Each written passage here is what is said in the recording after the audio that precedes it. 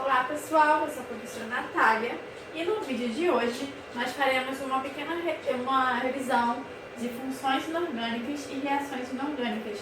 Nossos últimos temas de química inorgânica, né, da apostila, da parte A da apostila, e a gente vai resolver alguns exercícios, certo? Então, vamos pegar o livro 2 e... Passei demais? Não, tá certo. Vamos pegar o livro 2, abrir na página 274 e vamos resolver a questão número 7. Considere as seguintes afirmativas. Ácidos diarrênicos são conhecidos por liberar íons H+, em solução aquosa. A gente já viu que essa afirmação é correta, né? Porque a característica dos ácidos é justamente essa, eles liberam o íon H+, em solução aquosa. Então a primeira está verdadeira, certo? Vamos ver a segunda. Bases de arrênio são espécies capazes de liberar os íons OH- em água. E essa afirmativa também está correta, porque a característica das bases é liberar o hidroxila, o íon OH- que é chamado de hidroxila, quando estão dissolvidas em água, ok? Vamos ver a terceira afirmativa. Então, por enquanto, a primeira e a segunda estão verdadeiras. Vamos ver a terceira afirmativa. O ácido sulfúrico 98% é um ótimo condutor de eletricidade.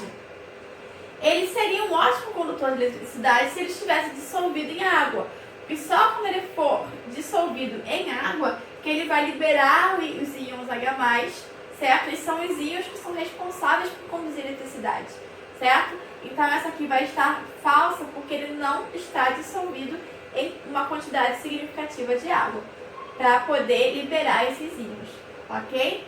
Então a terceira é falsa. E a última alternativa: quanto maior o grau de ionização de um ácido, maior será a sua força. O que é o grau de ionização, tanto para o ácido quanto para a base?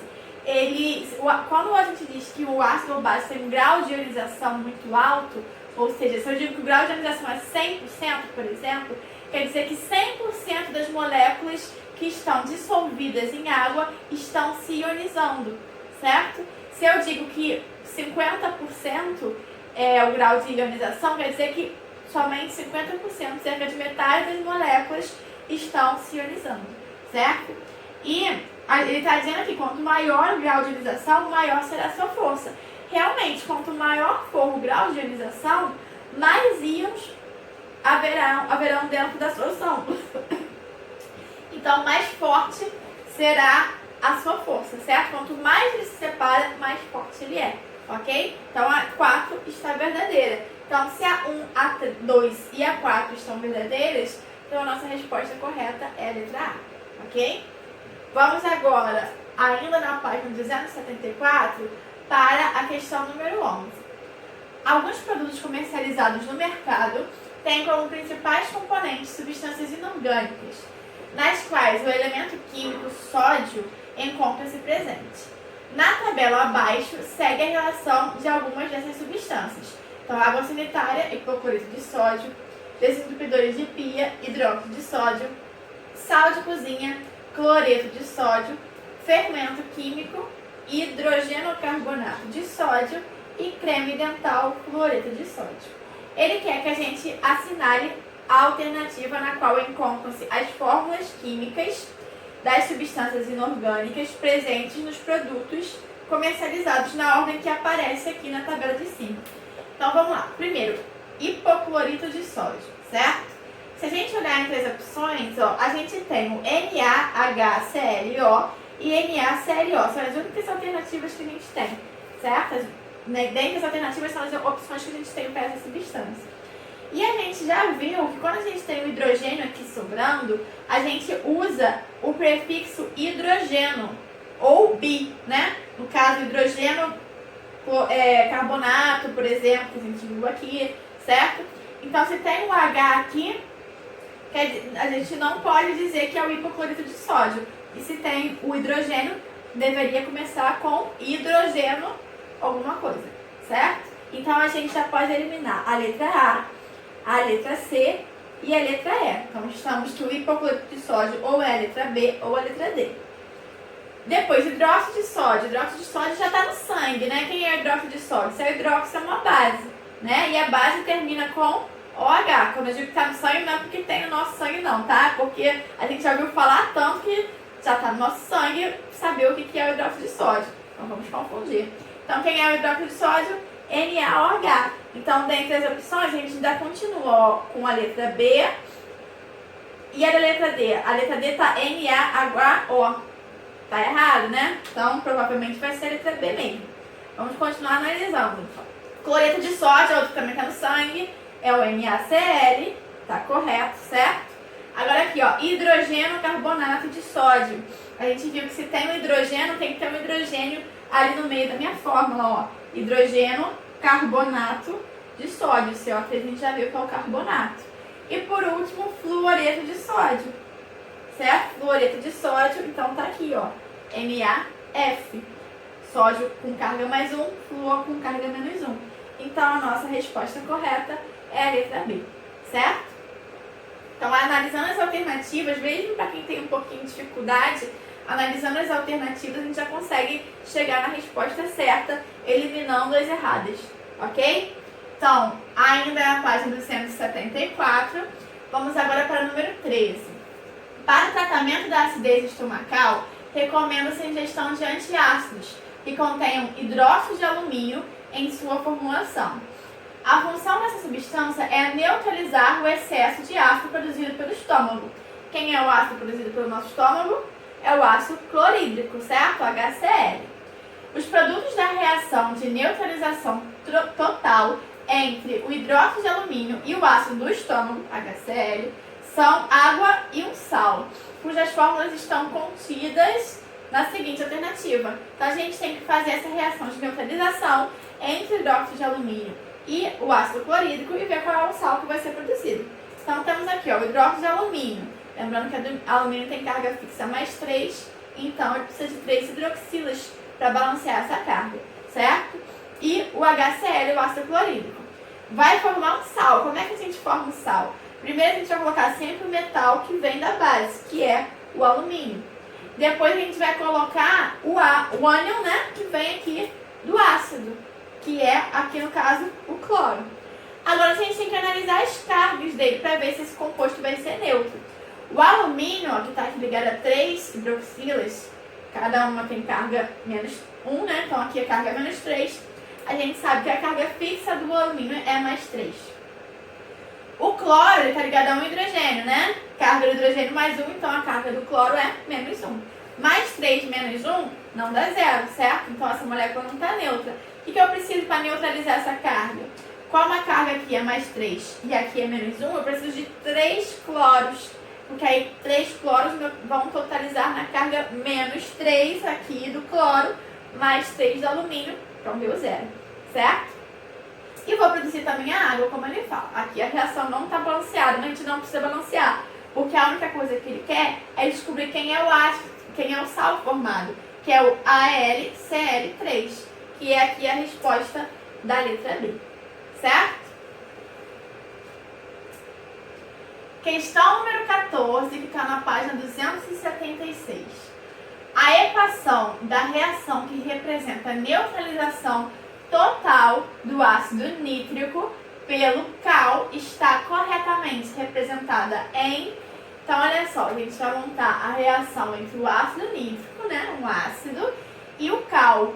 O cal, para quem a gente já ouviu falar dele antes, é o óxido de cálcio. É um óxido que tem características básicas. Como a gente viu, os óxidos de metais alcalinos e metais alcalinos terrosos têm características básicas, por isso eles são chamados de ácidos básicos. Que características são essas? Eles reagem com água, formando bases, e reagem com ácidos, formando sal e água, do mesmo jeito que uma base reagiria, certo? Então a gente vai ter que fazer a reação entre o ácido nítrico e o óxido básico e vamos formar um sal e água, certo? Então, para começar, botei aqui, ó, a fórmula do ácido nítrico, certo? E a fórmula do cal. Para a gente montar o nosso sal, a gente vai ter o mesmo raciocínio que a gente faz quando é um ácido e uma base. O meu metal vai vir sempre da onde? Da minha base, que no caso é o óxido de cálcio. Então, meu metal é o Ca. Depois o meu ânion, que vai vir do ácido, é o NO3, certo? Vamos agora analisar essas cargas? Então, olha só. O cálcio, ele é um metal alcalino terroso, grupo 2.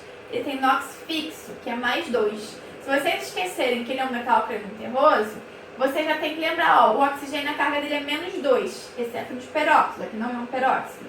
Então, a carga do cálcio é mais 2, certo? E o Na3? O Na3 está ligado a um hidrogênio. Se ele está ligado a um hidrogênio, quer dizer que a carga do Na3 é menos 1. Então, eu tenho aqui carga mais 2, carga menos 1. Para o somatório dar zero, para eu ter uma molécula neutra, o que eu preciso? Eu preciso transformar isso aqui em menos 2, certo? Ou seja, eu preciso de 2 nitritos para balancear essa carga, certo? Então aqui tá o meu sal formado. Mais água, certo? O que a gente tem que fazer agora? Balancear essa reação. E como é que a gente vai balancear a reação? Vamos usar a regrinha do macho, que sempre funciona para reações de neutralização, certo? O que é a regrinha do macho? Primeiro, M de metais. Vamos balancear os metais. Eu tenho de metal aqui o cálcio. Aqui eu tenho um cálcio, aqui eu tenho um cálcio. Então ele já está balanceado. Depois o mar. Vamos dos metais, vamos para os ametais. Quem é o meu ametal aqui? É o nitrogênio, né? Então olha só, aqui eu tenho um nitrogênio. E aqui esse 2 multiplica tudo que está aqui dentro. Então eu tenho 2 nitrogênios aqui. Para igualar, o que eu vou fazer? Aqui na frente eu vou colocar o número 2, certo? Carbono a gente não tem para fazer o show do macho, né? Vamos para os hidrogênios e finalmente os oxigênios. Então, hidrogênios aqui eu tenho 2, né? E aqui eu tenho 2, beleza? E os oxigênios, aqui eu tenho 3 vezes 2, 6, mais 1, 7. E aqui eu tenho 3 vezes 2, 6, mais 1, 7. Então, tá balanceada aqui a minha reação. E essa reação, se a gente olhar entre as alternativas, é a reação da letra A. Então, a resposta para essa questão é a letra A, certo? Ainda na página 276, vamos agora para o exercício da questão número 12. Muitos produtos químicos estão presentes no nosso cotidiano, como, por exemplo, o leite de magnésia, o vinagre, o calcário, a soda cáustica, entre outros. Estas substâncias citadas pertencem respectivamente às seguintes funções químicas. Então, o nome de algumas não diz nada pra gente, né? Na verdade, o nome de nenhum diz diretamente se é um ácido ou uma base. O que a gente tem que saber delas é o conhecimento, assim, para que serve, qual é o sabor, que aí, a partir daí, a gente vai descobrir se é um ácido, sal ou uma base, certo? O leite de magnésia, por exemplo, ele é utilizado para quando a gente está com acidez estomacal, certo? A gente produz ácido no nosso estômago, a gente toma o leite de magnésia para neutralizar. Se eu tenho ácido e eu estou neutralizando, eu estou neutralizando com o quê? Com uma base, certo? O leite de magnésio, então, é uma base. Então, a gente é o hidróxido de magnésio. Então, a gente vai ficar entre a D e a E, certo? Que é os únicos que começam com base. Depois o vinagre. Vinagre, né, todo mundo conhece. Como é que é o sabor do vinagre? Ele é azedo, certo? Qual é a substância, qual é a função inorgânica que tem essa característica de sabor azedo? Que vocês viram nas aulas anteriores de química inorgânica. Quem tem sabor azedo é o ácido, certo? Então a gente já sabe que o vinagre é ácido, assim como o limão, laranja, tudo isso tem ácidos, que são ácidos cítricos, certo? Então, a segunda é ácido, a gente já sabe que é a letra E. Mas vamos continuar. Depois vem o calcário. Calcário, nas minhas aulas, eu já falei bastante do calcário. Calcário, ele é encontrado em um tipo de rocha, certo? Ou seja, ele é um mineral. Minerais são normalmente o quê? A palavra minerais você lembra de quê? De sais minerais, certo? Então, o calcário, que é o CaCO3, é um sal, certo? E por último, nós temos a soda cáustica, que é utilizada nas casas para desentupir. Soda cáustica é o hidróxido de sódio, NaOH, que também é uma base, certo? Então aí nós temos como resposta a letra E, como a gente já havia falado. ok? Na página 276, vamos resolver agora a questão número 17. Representado pela fórmula química CO, o monóxido de carbono é um gás incolor e inodoro, proveniente da combustão incompleta de combustíveis fósseis, como carvão mineral, petróleo e gás natural. Se inalado em altas concentrações, pode matar por asfixia. Isto ocorre porque, ao se inspirar o monóxido de carbono, é capaz de estabelecer ligações químicas altamente estáveis com a hemoglobina das hemácias, formando o carboxihemoglobina, que é representada aqui pelo HBC. O que as impossibilita de transportar oxigênio em todo o processo de respiração. O óxido citado no trecho anterior pode ser classificado como... Então, na verdade, a gente nem precisava ter lido isso tudo, né? Porque a gente pode ir direto para a pergunta e ver. Ele quer saber como é classificado o óxido. O óxido que ele está falando é o monóxido de carbono, certo? A gente viu que os óxidos moleculares formados por ametais têm características ácidas, mas há algumas exceções. E o monóxido de carbono está bem nessa exceção. Monóxido de carbono, monóxido de nitrogênio e monóxido de nitrogênio, N2O. São os exemplos de óxidos moleculares que não são considerados óxidos ácidos. Eles não reagem com água, eles não têm afinidade com água. Então, eles são considerados como óxidos neutros, certo? Então, a resposta aqui é a letra C, ok? Para ser um óxido ácido, são os outros óxidos moleculares, como CO2, SO3, NO2, certo? São óxidos ácidos. Óxidos básicos, como a gente vinha falado antes, são os que reagem e formam base, né? Que são os metais alcalinos e metais alcalinos terrosos. E os óxidos anfóteros, eles reagem tanto como ácido, tanto como base. Depende com quem você vai compará-lo, certo? Se você vai juntar um óxido anfótero com uma base, ele vai se comportar como um ácido. Se você juntar um óxido anfótero com um ácido, ele vai se comportar como uma base, certo? Então, agora, na página 288, a gente vai começar a resolver exercícios que falam sobre reações inorgânicas, que são 4 que a gente viu as classificações, né? A reação de síntese ou adição, reação de análise ou decomposição, de simples troca ou deslocamento e a de dupla troca, certo? O que a gente vai fazer nessa número 1? Ele está dando aqui pra gente 4 reações. Ele quer as reações de 1 a 4 acima, classificam respectivamente como. Então, a gente vai classificar cada uma dessas reações, ok? Então, a número 1, a gente vê que a gente tem um único reagente que se divide em 3 produtos. Sempre que eu tenho uma única substância que após a reação se divide em 2 ou mais substâncias, eu tenho uma reação de decomposição, que também é chamada de análise. Então, a gente está aqui entre a C e a E, certo? A segunda reação, a gente tem uma substância simples e uma substância composta. Depois da reação, elas formaram uma nova substância composta e uma nova substância simples. Sempre que eu tenho esse caso, eu tenho uma reação de simples troca, que também é chamada de deslocamento, certo? Então, a gente já elimina a letra C. A gente já viu que é a letra E, mas vamos continuar analisando só para a gente reforçar mais. Na terceira equação, nós temos 2 reagentes que se juntam formando um único produto. Sempre que isso ocorre, 2 ou mais reagentes formando um único produto, eu tenho uma reação de síntese, que também é chamada de adição, ok?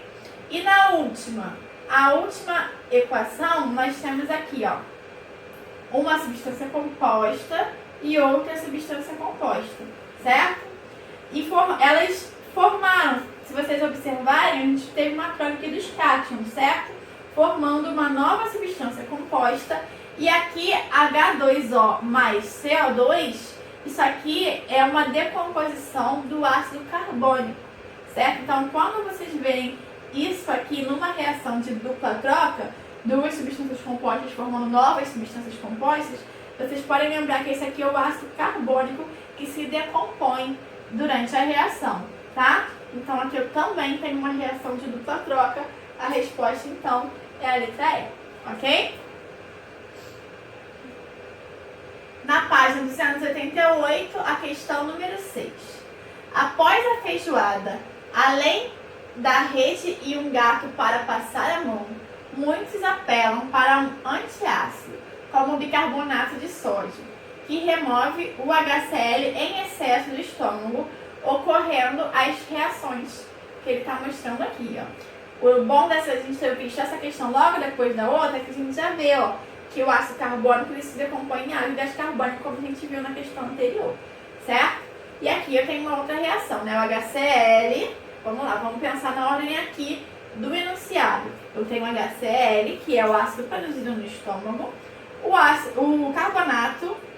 bicarbonato de sódio, certo? Ou hidrogênio carbonato de sódio, que é o meu antiácido, ele vai reagir formando NaCl e o ácido carbônico, certo? E o ácido carbônico ele se decompõe formando água e CO2, beleza? Então, as reações 1 e 2 classificam respectivamente como que a gente vai classificar então, ó? Essa reação aqui, uma substância composta como reagente, outra substância composta como reagente, que formaram duas novas substâncias compostas, certo? Então, sempre que eu tenho duas substâncias compostas como reagente, formando duas novas substâncias compostas, eu tenho uma reação de dupla troca. Então, a gente vai ficar entre a letra A e a letra C. Mas na letra C, o que a gente está vendo? Que o ácido carbônico, que é uma substância, se divide em duas. Então, a gente está vendo a decomposição, como a gente já tinha falado na questão anterior, certo? Então, aqui a gente tem uma decomposição. Então, dupla troca, decomposição, a nossa resposta é a letra C, ok?